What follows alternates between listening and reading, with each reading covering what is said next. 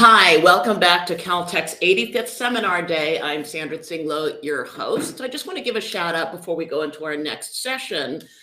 We do see your questions and comments, and please keep those coming. Due to our fantastic ANT session we just had, we didn't get to questions from Michael Stefanko, BS 70, Humanities and Social Science, MS PhD Claremont Theology in West Covina. Also David Brin, BS 73, Encinitas, California, and Melina Harapetian, and excuse me if I don't pronounce that right, a teacher at Clark Magnet High School in Glendale. Future techers in the making. We love our teachers to give a shout out. Sarah Elgin, PhD 72 biology, who's in Berkeley, and Charles Spence, PhD 02, who's coming to us from Arcadia. I believe. And if that's not, please correct us in the Q&A box to your right and keep those questions coming. So our session 2 is very exciting. It is, the term science communication is sometimes in a cliche way thought to be a contradiction in terms, but not at Caltech. In 2022, aside from being a global leader in scientific research, Caltech boasts cutting-edge communication programs for scientists. Think Science Journeys, where students share stories of their lives in science, Theater Arts at Caltech, where students can perform in musicals, write original plays, do any number of things, and of course the 3-minute thesis competition, which we're going to hear about in a moment. So leading session 2 today, we have a panel of many that are going to pop up, so I'll just name them as they come. Robin Javier will be leading us, a STEM communicational specialist in Caltech's Science and Engineering Communication program, with a background in global corporate science communication and degrees in neuroscience, biomed, and computational and systems biology from UC San Francisco and UCLA. Robin's manifesto, Science Communication Matters, and anyone can be good at it. And that's it.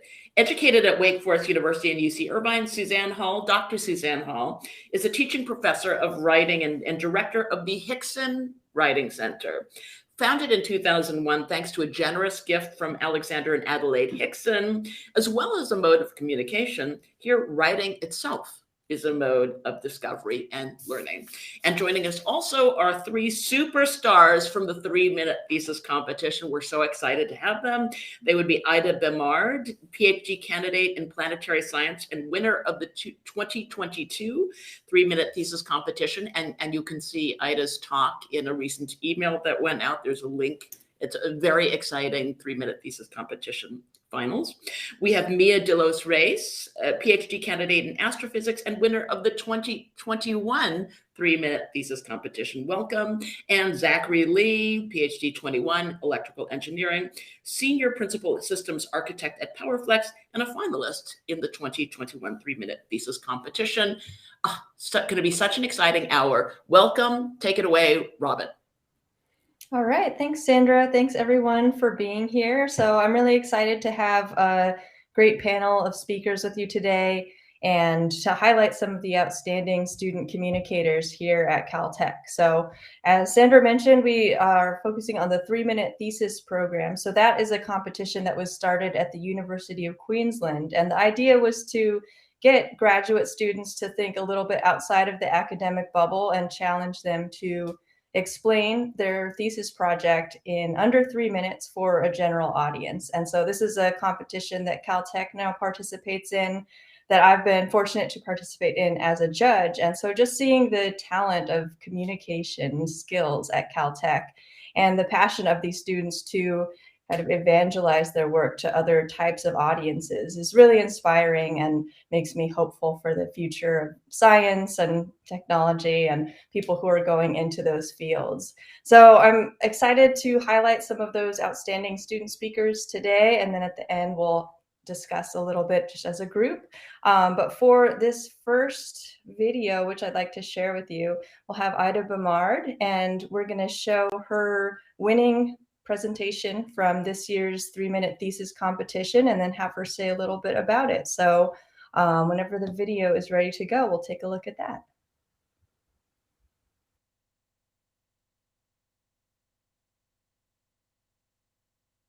I study exoplanets. These are planets outside the solar system, orbiting stars other than the sun.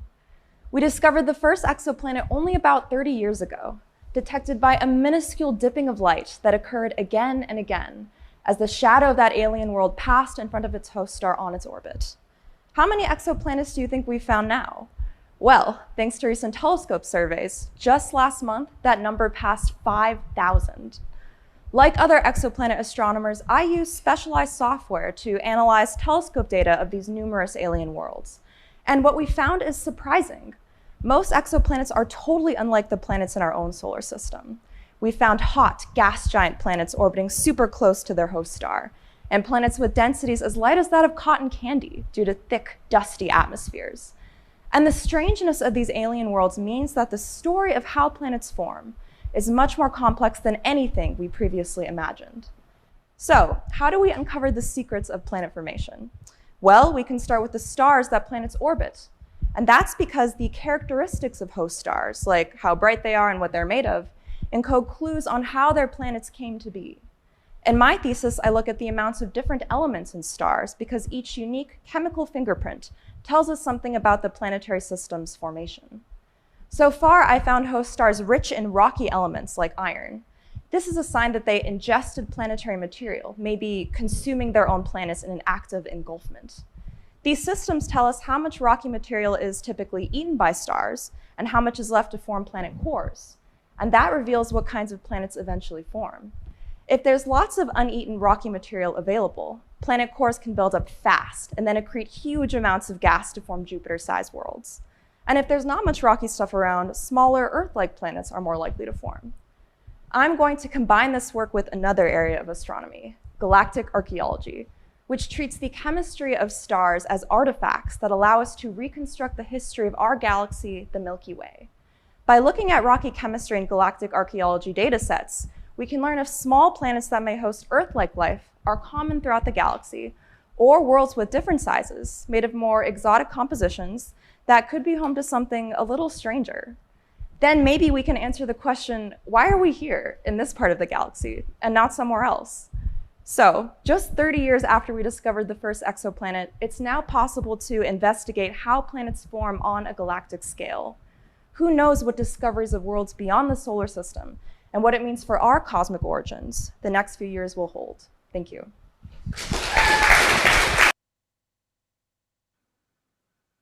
All right, so that is Ida. And now, Ida, I would love if you could tell us a little bit about your experience with 3-Minute Thesis and your excellent presentation. So first of all, what led you to participate in the competition? What kind of inspired you and made you think about doing that broader communication for non-specialists?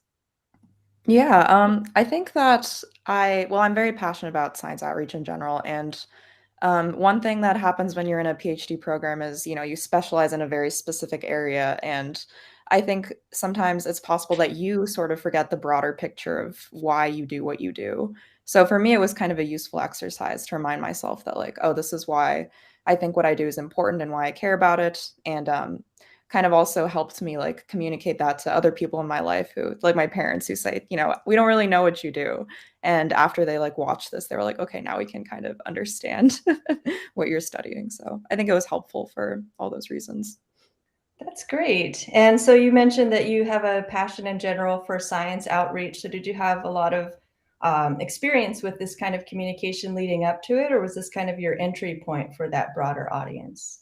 Yeah, I've been pretty involved in outreach throughout my academic career. I mainly do a lot of K through 12 outreach, so I'm kind of used to teaching science to much younger folks. So that was kind of like good training, I think, because like right now I mainly do science outreach with second graders actually in the Pasadena Unified School District, and they're so young, so you need to be very careful with like technical language you use because they're like literally 7 and 8. So kind of like taking those skills to like preparing for the 3-minute thesis, that was definitely helpful. This sounds like a lot of very wide range of audiences. What is your general approach as you're thinking about tailoring information for those very different kinds of audiences? Yeah, I think like as I mentioned before, making sure you're not kind of using technical language that's like field specific.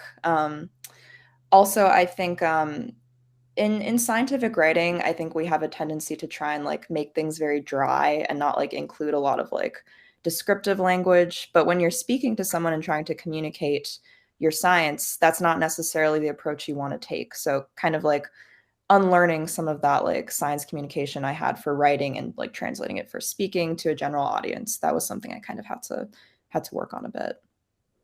And that was something that really stood out to me in your presentation that was really impressive, was just your choice of language and using this powerful, punchy, or kind of visually evocative or relatable language as a really nice way of communicating what in general was a really approachable message, but just within each sentence, the choice of words was really great. Is there a particular person or source of inspiration where you picked up some of these things? Yeah, honestly, it was Mia, who was the 3-minute thesis winner last year. So I watched her presentation like over and over again, and I definitely took a lot of inspiration from that. That's great. Okay, Mia, good good endorsement for your video coming up. So Ida, were there any challenges that you struggled with as you were putting together that 3-minute thesis presentation? Yeah, I think probably a bit what I mentioned earlier of like being trained in this sort of like scientific communication style for writing, like saying things, as I said, in a very dry manner with not excessive language, kind of like unlearning that, working away from that to make it more interesting as a speech. Yeah, definitely that, I would say. All right, and then my last question for you. So after your winning presentation and maybe approaching the end of your grad school career, what do you see ahead for your communication projects? Are there other upcoming lecture series or outreach programs that you plan to participate in? Yeah, I think outreach is very important to me, and I want it to be a very large part of like my scientific career. So I'll definitely continue K through 12 outreach. That's like very important to me for a lot of reasons, as well as just like communication to like the broader community for sure. Great, thanks so much, Ida. So now I'll transition to our next 3-minute thesis, which Ida just alluded to. So our next presentation was the 2021 winner, and this was a virtual competition, so not standing in front of an audience, but on Zoom, which has its own unique challenges. So this is Mia de los Reyes, and we'll play her video whenever it's ready.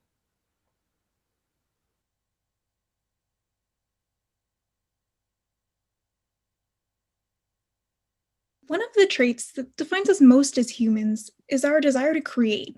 We love making stuff, everything from buildings to art, from Mars rovers to clickbait articles. And a lot of the things that we make outlast us, which is why we're able to do archaeology. By studying the debris left behind from past generations of humans, archaeologists can understand how human civilizations have evolved over time. It turns out that the stars in the sky aren't so different from us. Like people, stars make things. In their interiors, they forge heavy elements from the raw ingredients of hydrogen and helium. And in the same way that different humans leave behind different things, Egyptian pharaohs left behind pyramids, astrophysics grad students leave behind poorly documented codes, different kinds of stars also leave behind different elements when they die.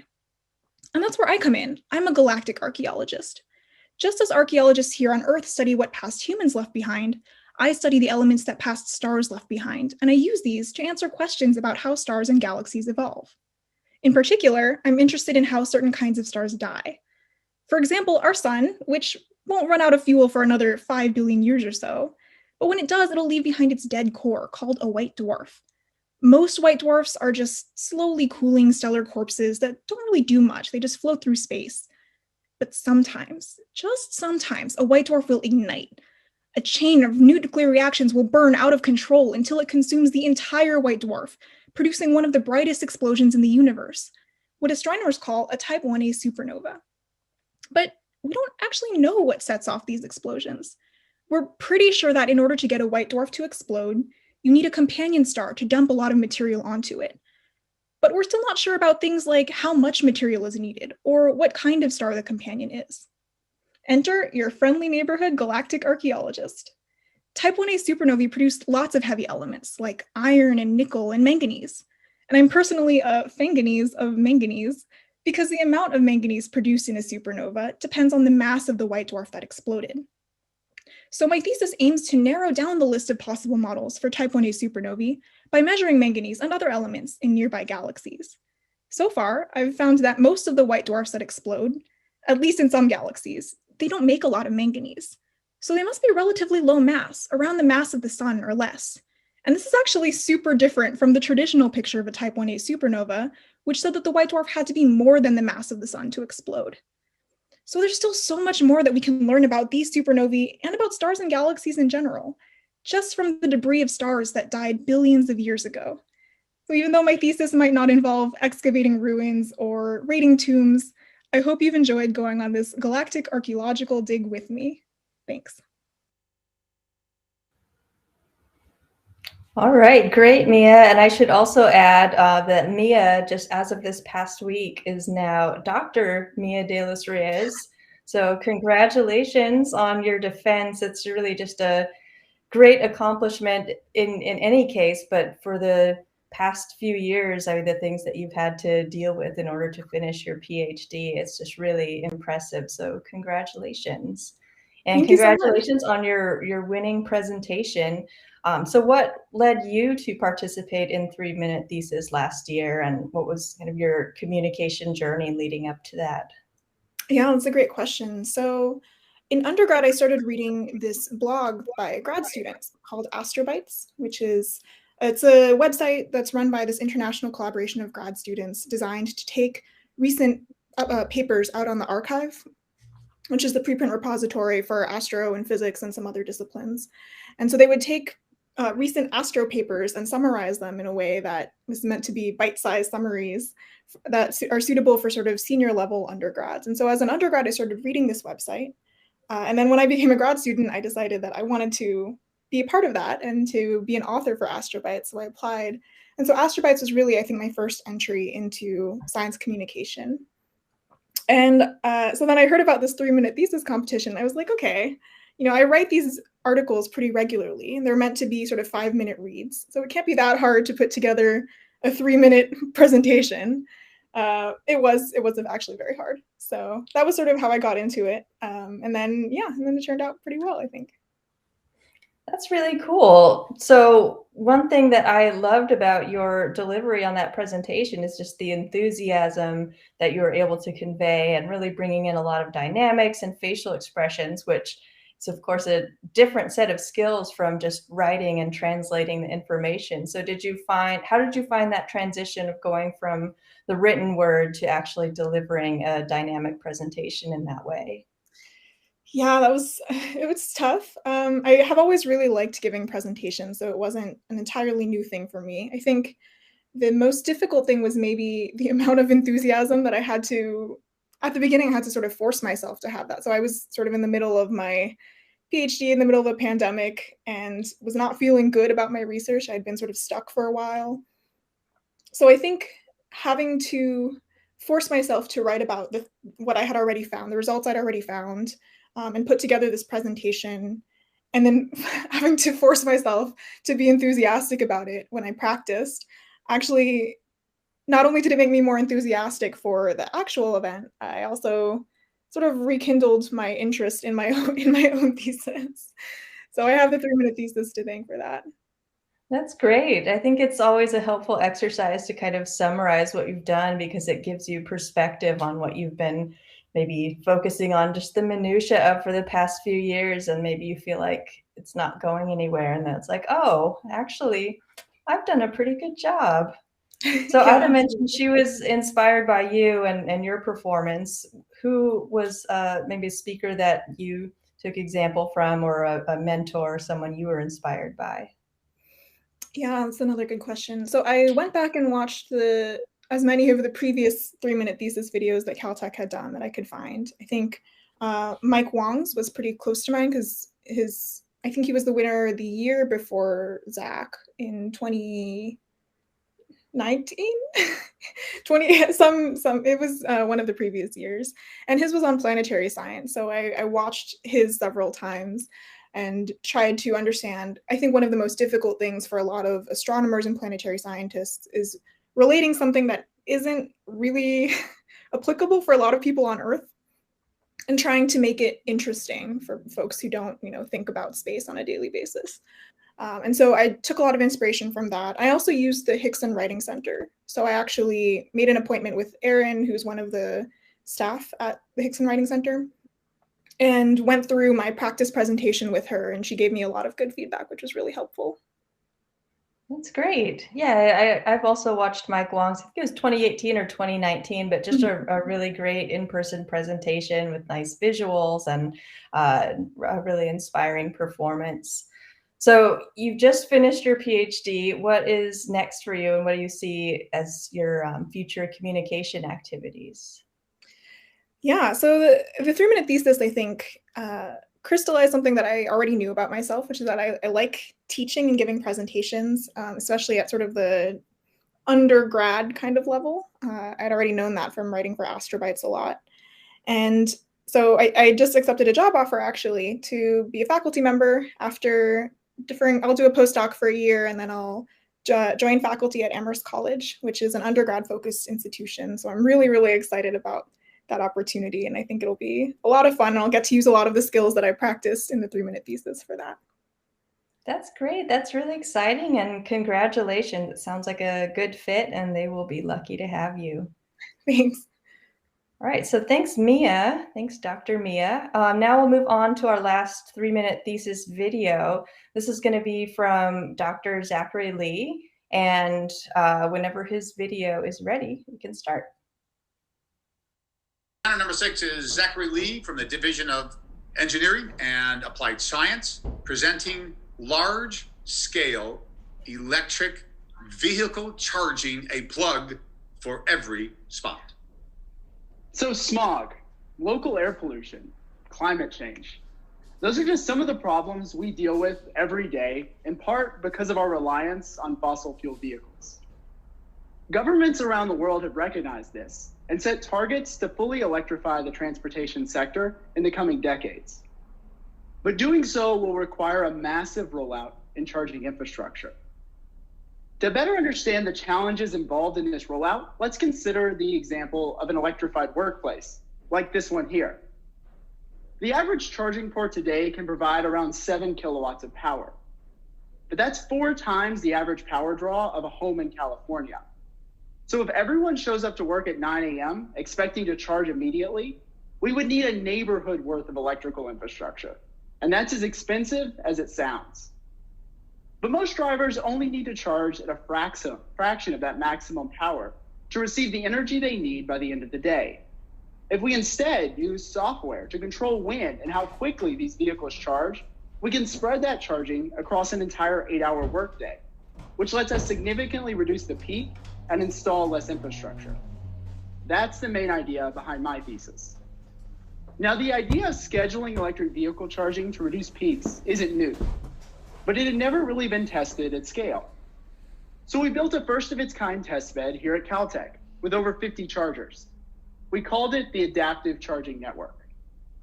Along the way, we learned that existing algorithms made strong assumptions that prevented us from using them in practice.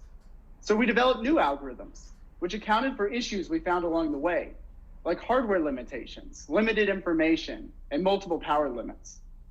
Using these algorithms, we were able to reduce the infrastructure requirements by 75%. The system worked so well that it spawned a company, PowerFlex, which now operates over 5,000 of these smart chargers. But we didn't want to stop there. Operating these charging systems generated a ton of data that was really helpful for our research. But we knew that many researchers would never have access to a system like ours. So we built the ACN Research Portal. Within the portal, we publicly released 3 years of data, totaling over 80,000 charging sessions. We've also developed an open source simulator, so researchers could try out their algorithms on realistic models based on our system. These tools have already been used by researchers at over 100 organizations and in 37 countries. So bringing us back to our broader sustainability goals. To enable everyone to drive an electric vehicle, we're going to need millions of charging stations. But with our research, we can meet that need, and at a price we can actually afford. Thank you.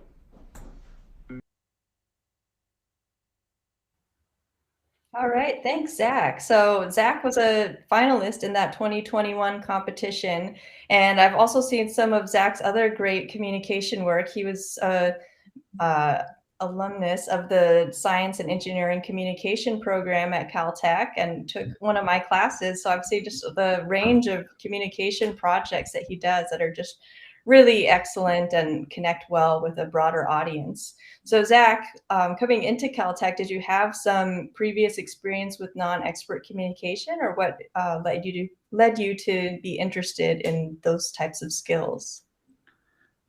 Yeah, I had done some work in undergrad, communicating projects to non-experts. I had also done some kind of speech and debate things in early high school that was not exactly technical, but was still communicating to people. And that was kind of where some of those, trying to build up some of those skills along the way. That's great. And so going from that previous public speaking experience, how did you find the process of kind of translating that into technical communication? Was that a fairly easy transition or something that you struggled with for a while? I think technical communication, the biggest challenge I always have is at what layer of the modeling detail to get into for the specific audience. So as we all know, throughout the scientific education process, we get more and more detailed models. And all models are wrong, but some models are useful. And the model that you need at a certain level matters. And so figuring out what that right level of detail is to communicate what's new and interesting and important, but not going so deep that you lose your audience, really is a challenge. And I think that's something we all struggle with when we're doing scientific communication, but it's also just a really important part of it. And how do you usually approach finding that right level of detail? Yeah, it really, I think, starts with putting yourself in the shoes of the audience, and also what you want to communicate. So for example, in this 3-minute thesis talk, I was really targeting a very broad audience. And so I was able to talk about the models in very broad terms. We want to be able to limit the total power of all of these chargers to stay below limits. When I talk to a little bit more technical audience, but not as much, I might go into, well, what do those limits actually look like? And then for an even more technical audience, when I'm trying to differentiate this research from some other technologies, I might go into an even deeper model that actually looks at, well, what are the currents on each power line and things like that. And so it's all kind of figuring that out for what your goal is and putting yourself in the shoes of the audience. Yeah, I think that's really great advice and something that's very challenging as you get deeper into your expertise in a field, but such a helpful exercise. So after participating in the 3-minute thesis competition, were there any particular takeaways or anything that was surprising to you in that experience? Well, one, just watching this video, whenever you're doing video calls, make sure your internet is really good. It's choppy there, and it always bothers me watching that video. So it's a new skill I think we have to have in the world of these virtual talks and things, is just making sure the technical aspects work so that it doesn't get in the way of the communication. But also I think it's kind of the outline I tried to follow in that talk, and I've found to be fairly useful, is starting with a why. Starting with why people should care, and watching the other presenters' talks, I think they did that really well. And then getting into the what, and then finally the how, because we as scientists, I think, and engineers can start with the how, because the how is the really exciting part, where we spend a whole lot of time figuring it out. But if you start with the how without giving people the background of the why and the what, you tend to lose an audience. And so that's something I think I learned both from the class, the E111 class, and from the 3-minute thesis competition. Yeah, so the 111 class you mentioned is in the Science and Engineering Communication program, and it's the class I teach. So I paid him to say that. So Jack, as the person who has now been out of grad school for a little bit, could you say a little about the work you're doing now and the role of communication in that? Absolutely, yeah. So when I was going out, so I now work for PowerFlex, the company that spun out of our research. And I wrote into my job description, part of it is doing communication and communicating with stakeholders, whether those be Utilities, we deal with a lot of utilities, policymakers, whether that's the California Energy Commission, the Department of Energy, the California Air Resource Board, and others, and then as well as customers and other stakeholders. And so really for all of those people, it's figuring out, like I said, figuring out what do they need to hear, what level of detail do they need to be able to understand what differentiates this technology from other technologies in the marketplace. How much value can this technology bring to ratepayers, bring to the public, and things like that. So something that was a little bit different, I think, from my background than some of the others is I'm, in addition to informing, I'm trying to persuade. And so I think that's another aspect that comes in is what is the purpose of your communication? And a lot of times it is, we want to get people excited about science and what we're learning about the world. And that is really awesome. In my situation, I want to do that for the technology, but I also want to persuade people that we need to deploy this technology as fast as possible so we can meet our sustainability goals. Yeah, that's great. I think you've touched upon a couple of the key points that those of us teaching science communication or passionate about this field really try to impress upon students, just that the importance of defining the purpose and knowing your audience, and those being kind of two key steps before you start putting anything together to really connect with people and get them to understand why they should care. So it's really nice to hear your perspective now out in your career, how those things have actually had an impact. So thanks, Zach. So at this point, I would like to bring our whole panel together on the virtual stage here. So we've got Ida, Zach, and Mia, as well as Dr. Suzanne Hall from the Hickson Writing Center. So now I'd like to have a little bit of a just general discussion about communication skills, and we'll also be taking audience questions as well. So first, I would just like to direct a question to Suzanne. So as somebody who's been working in science communication for a while, and you run the Hickson Writing Center, so you see a lot of different Caltech students, postdocs, all levels of communication. So first, how do you think the 3-minute thesis stacks up against just science communication skills in general for Caltech? I've been so lucky to be a judge of the 3-minute thesis the last couple of years, and it's so energizing. And Mia was talking about how it was energizing for her research, but for me, as someone who teaches writing and communication and supports writers and communicators at Caltech, it's just, I mean, we're only getting to see 3 folks today. It's just across the board a set of fantastic talks, and I've been so impressed, inspired, energized by it. And I thought I would give a shout out to the library for being the group that organizes this. It puts a considerable amount of effort and work into making this happen every year. So I mean, it blows me away every year. So thanks to all of you for doing that, for being such a key part of, I think, creating this culture of writing and communication at Caltech too. We could already see that here in the comments today. You know, Mia's talk going to Ida's talk. And so, yeah, it's such a pleasure for me. And so, Suzanne, in the years that you've been teaching science communication and really deeply involved in this field, are there changes that you've seen over the past years?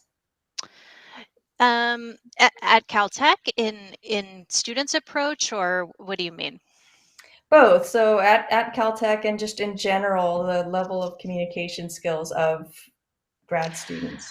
I think this generation of graduate students sees very clearly how important these skills will be to their careers. And that's not always true of the prior generation who are their mentors. So sometimes this is, you know, mentors may still expect students to focus on research and think, well, if you've got the results, like, that's what matters, and the communication of the results, you know, just has to be good enough to get them in the journals, and that's what we're trying to do. And I think the media environment we're in has created a generation of scientists and engineers who see the importance of communicating their work to experts. As Zachary was talking about before, understanding that you have to pivot between these sort of micro levels of different audiences to be able to get people excited about your work and also to invest in your work.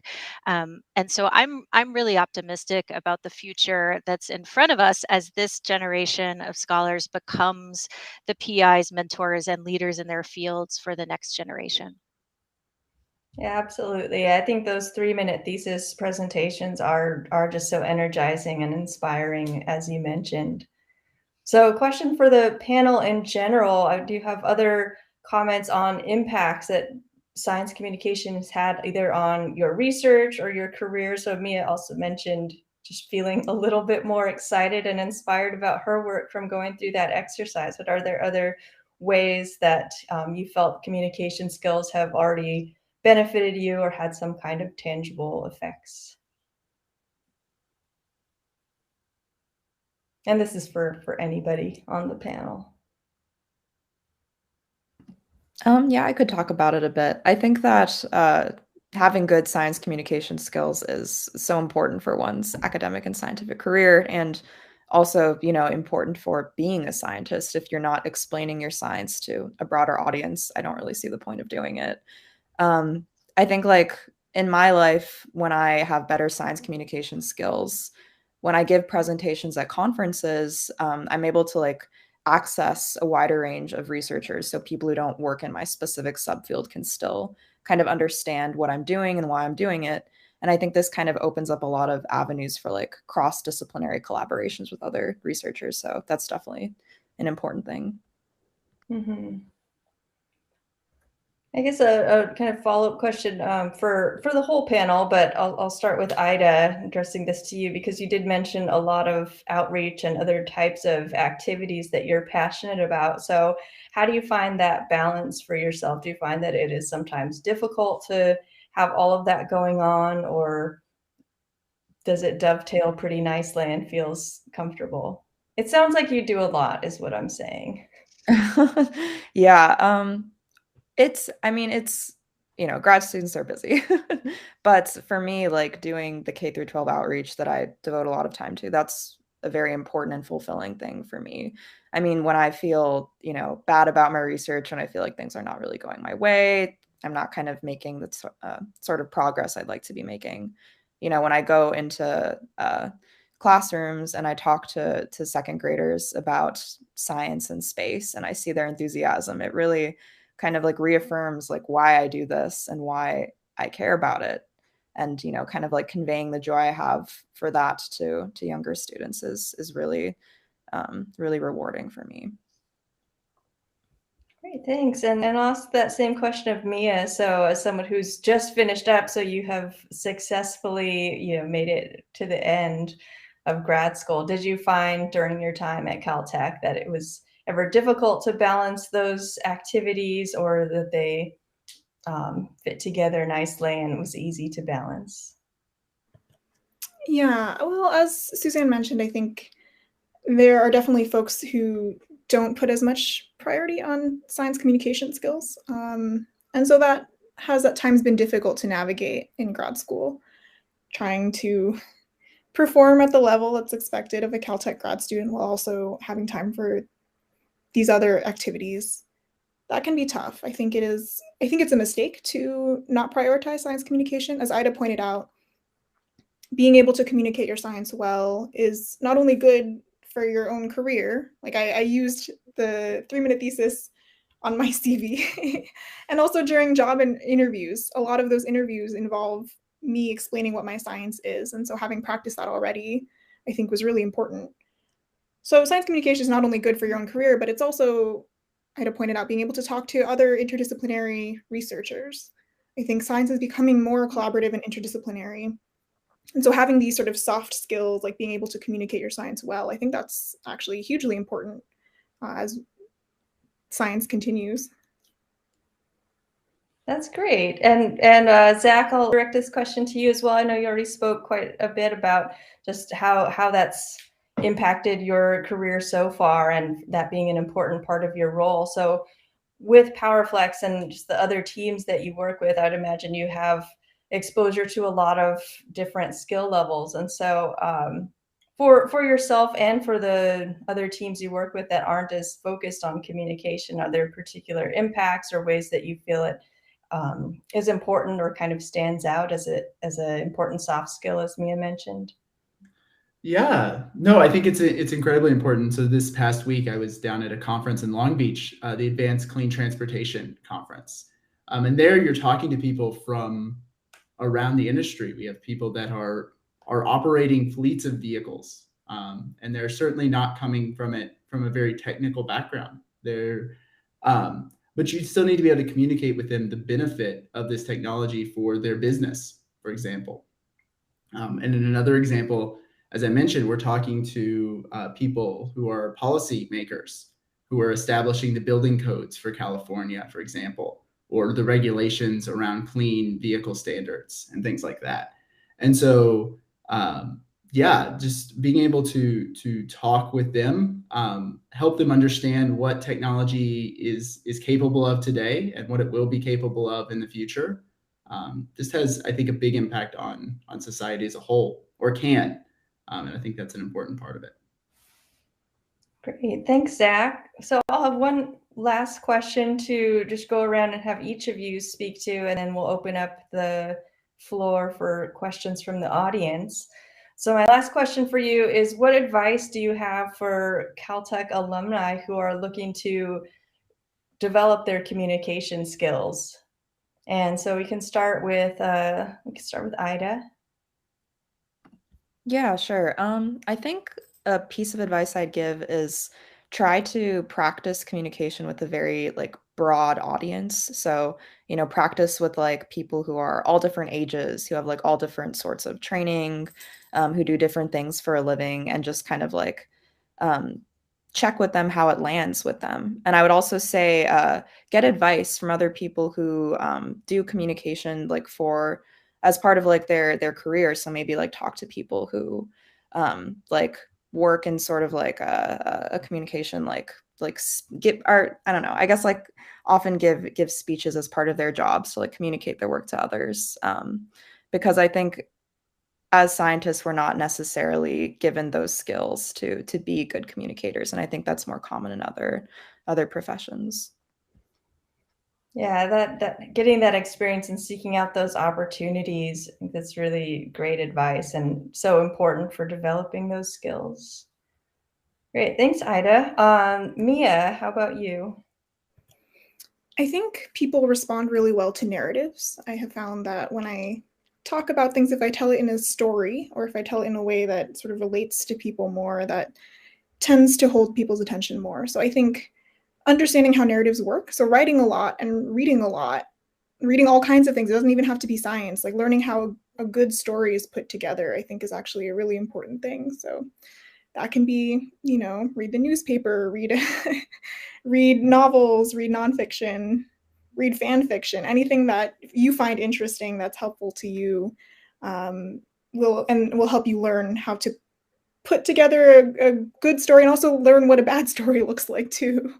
I think having that as a skill is actually really important. And it's not something that Caltech particularly focuses on all the time. We're a science school. And so learning more about the humanities, sort of artistic side of things can be really important too. That's great. Yeah, thanks, Mia. I love that advice just about finding examples in all fields. So not even limiting it to examples from technical communication. I like that. Zach, what about you? Advice for other alumni? Yeah. First, I just want to echo what both of the other speakers, Ida and Mia, said. Those are both what I was going to say. So yes, definitely finding people you can talk to. Just keep talking about it. Keep refining. The more and more times you tell a story, the more and more times you try to explain something, the better you understand it and the better you can communicate it to others. And yeah, listen to great storytellers. TED Talks are fantastic for this, I find. If you can, I like to look at pitch decks from companies and watch founders pitch their companies. Like I said, I come at some of this from more of the business side and then also the persuasion side. And so hearing about how they do that is really great. I also, if you have the opportunity to talk about your science to younger kids that just keep asking why, that's a great way to keep to keep pushing yourself of why, and then that really helps, I think. Great, yeah. So go find a child and have them ask you why. Great, thanks, Zach. And Suzanne, same question for you. Yeah, I think the panelists have all shared great ideas. And I would just add, I think in our work lives after graduate school, there are all kinds of communication tasks that we're engaging in every day that just, they feel like work and things that we have to get done. And I would suggest that people think about those as opportunities to improve as communicators. This is even like the dozens or hundreds of emails we could send every day, and to set small goals for yourself. I want to get a little bit better at writing, something I need to get better at, short emails that communicate exactly what I need from someone in a brief but positive manner. Or I want to get a little better at engaging a type of reader or listener who I haven't traditionally reached.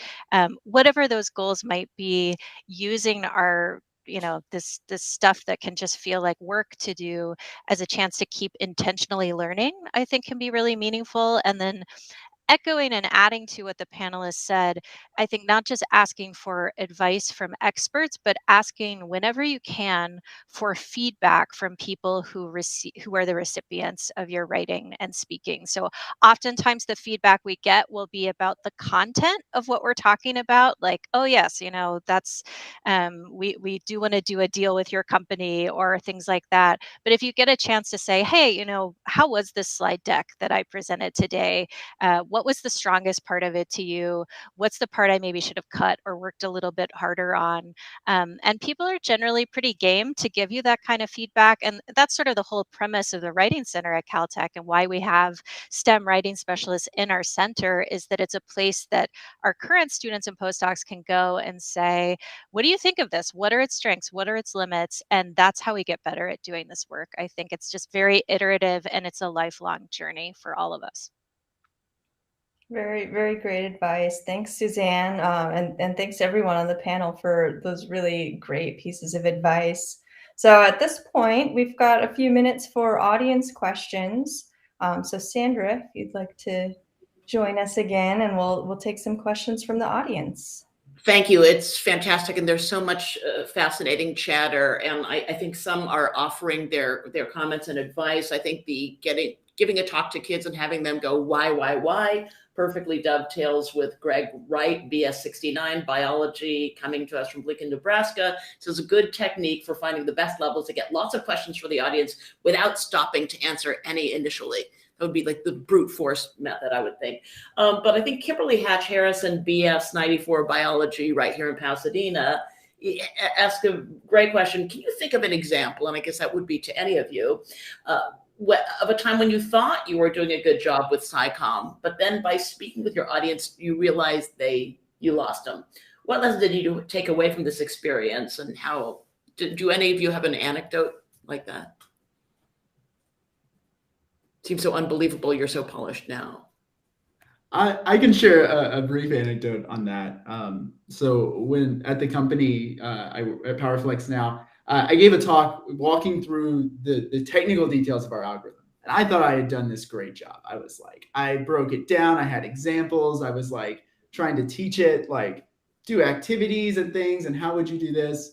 And I thought it went pretty well. But I talked to some people afterward, and they were like, that was just over my head.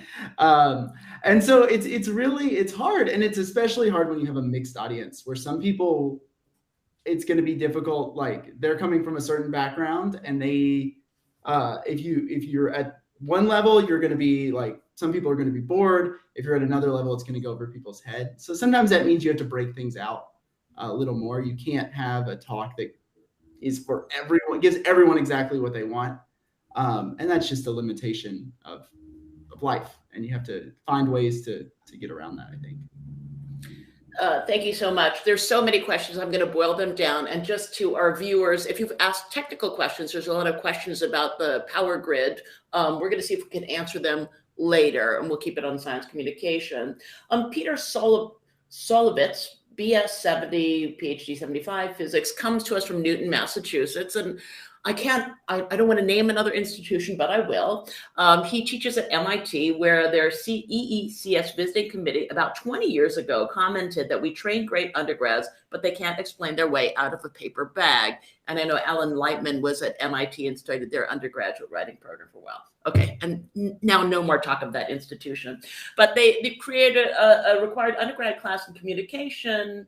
You focused on grad students. Is there a comparable program for undergrads? And that's also where David Lewin, BS 70, Silver Springs, Maryland, also asked that. What about undergrads? Well, I could speak to that a little bit. So the science and engineering communication program that we're developing is the goal is to have it be for everybody. So right now I teach undergrad classes in communication. People in the Hickson Writing Center do a lot of classes and tutoring for writing skills for undergrads, as well as graduate students and postdocs. So it's something we try to work across the board. 3-minute thesis, of course, being just for graduate students, but I think it's focus, or it's an area of focus that Caltech has been looking at more in recent years, is having more of that be part of the emphasized requirements for undergrads to go out into the world with those skills so that they're more marketable and just better to hire. Yeah, and I can add to that. So right now, in terms of requirements for undergraduates, they do have to take a writing course and a science writing and a science communication course. As Robin is saying, she teaches one of those courses, and we've broadened the options that students have for fulfilling that requirement. But students have been asking, and in our student faculty conference last year, undergraduates were asking for an introduction to science communication course. So that's something right now, and I'm on our core curriculum steering committee, that group is talking about, is how do we make sure that this isn't something that seniors are doing on their way out of the institution, but that they're doing from the get-go as they get here, thinking about both communicating to experts, which is important, and then communicating to non-specialists as well.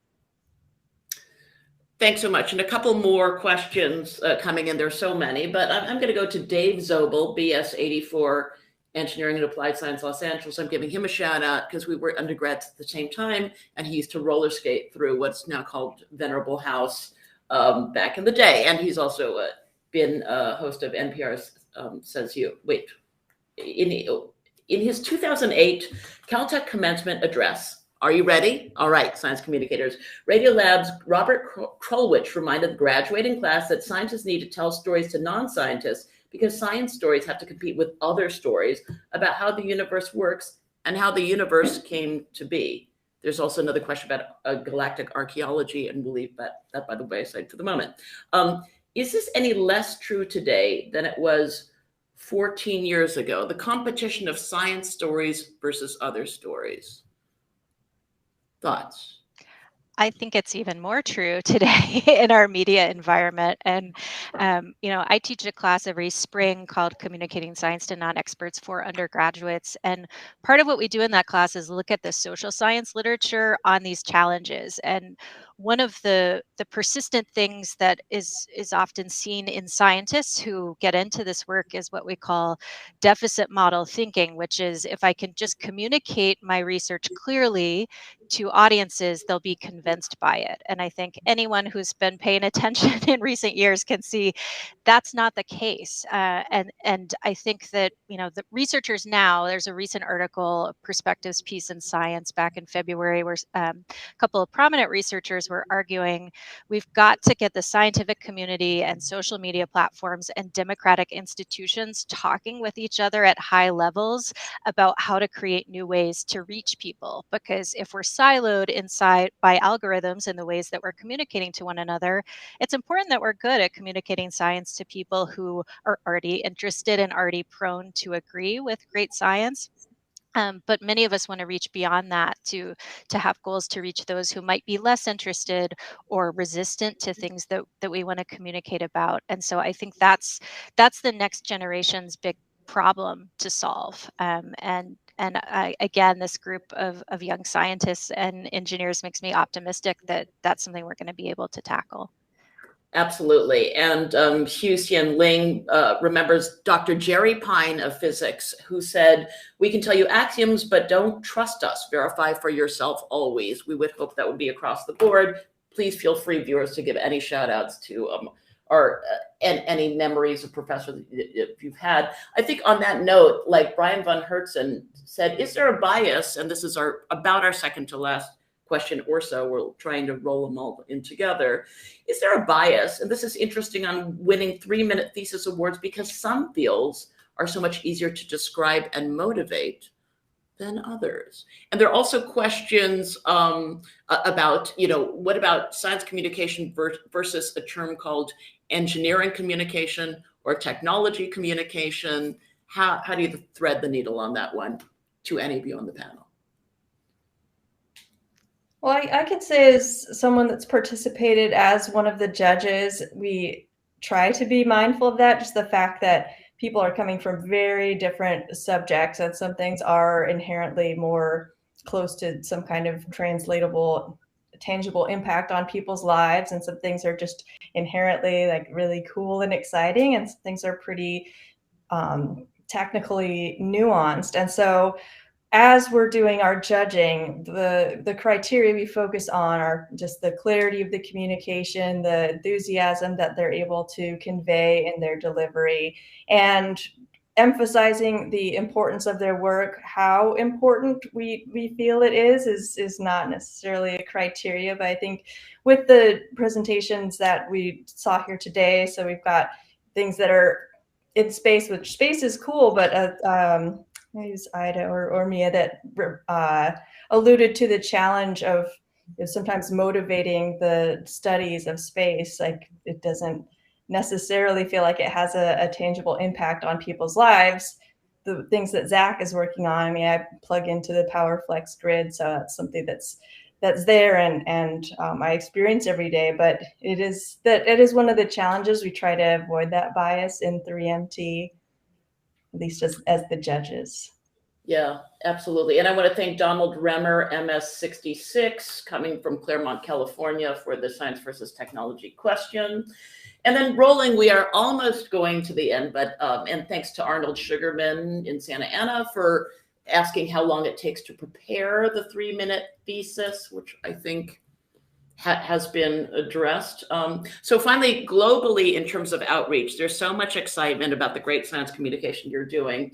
We're hearing, as David Drake says, Escondido, California, that the single best tool learned at Caltech was rigid integrity to underline the confidence of your pitching. So it's great to see you scientists with such strong science doing such great science communication.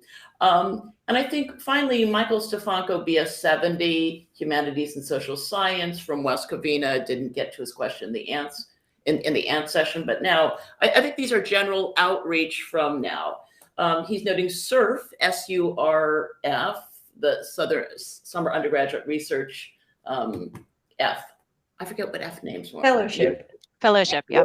I was going, okay, I was like formic acid from the ants. It's all blurring together. Provides opportunity, undergrads with an opportunity to explain their research. And that's been noted with the undergrads. And he also wonders, what can alums do to expand science communication alums to middle school and high schools across the country? There's definitely other questions about that, about how you're modeling great science communication. I think that it's also been noted that females, for instance, in particular, it's not just Bill Nye the Science Guy anymore. Long way he may he wave, but that that scientists are being modeled of all beyond that stereotype now, and so that's great modeling for middle schools. So I think, and there's excitement. Could there be a notion where Caltech grads doing more of the outreach that you do, Ida, and beyond, can spread these great lessons of science to kids, K-12? Yeah, I can speak on that. So I do my K through 12 research, or sorry, not research, teaching through the Caltech Center for Teaching, Learning, and Outreach, or CTLO. So this is like a pre-existing office at Caltech that like already established a relationship with Pasadena Unified School Districts and their schools. So we have like a long-standing relationship where we go in and talk to the students. So I guess my first piece of advice is whatever sort of like career you have, if like that sort of, if like your company or your university that you're affiliated with has some sort of like outreach office that has this sort of like relationship established, that would be a good place to start first. If they don't, there are still things you can do. So actually I was at Princeton for a couple years before I came to Caltech doing like research prior to graduate school. And they actually did not have a very big outreach office. So because of that, it was hard for me to get involved with outreach at first. So I kind of like had to figure out a way to do that on my own. So what I did is I ended up getting in contact with a community organization in Trenton, New Jersey, which is a bit farther, a less affluent community than Princeton. And through like communication with that group, it was, I think, Young Scholars Institute in Trenton, New Jersey was the name it was called back in 2016. But through them, I established a relationship, and we were able to get Princeton grads coming in and talking to the students as part of that. So I would say, start with like what sort of organizations pre-exist in your affiliations, and if not, don't give up. There are other ways that you can like establish relationships with other places as well. I'll also add one really quick plug to that. There's an organization called Skype a Scientist. There's also Letters to, I think, a Pre-Scientist Pen Pal or something. Letters to a Pre-Scientist, that's it. So there are these sort of global or national organizations that already do the work of you fill out a Google form, you tell them what kind of science you're an expert in, and then they'll match you to classrooms or to just groups of people around the world who want to hear more about your science. So I've actually spoken with students in India, students across the US, just all about my research through programs like this. So putting that out there. Thanks so much for this amazing panel. And of our viewers, thank you, Emily Harari, and also Jeffrey Deniston. And finally, it'll be Trivin Powell, postdoc from Geneva, Switzerland, who says, humble congratulations from Switzerland to this really fantastic session. Your great work. Thank you so much, Robin, Suzanne, Mia, Aida, and Zachary, for this amazing panel, which has caused so much excitement amongst our viewers. So thank you so much. And for viewers at home, we'll see you in 15 minutes at 12:15 for Lunch and Learn with the head of Caltech's Heritage Project. Thank you.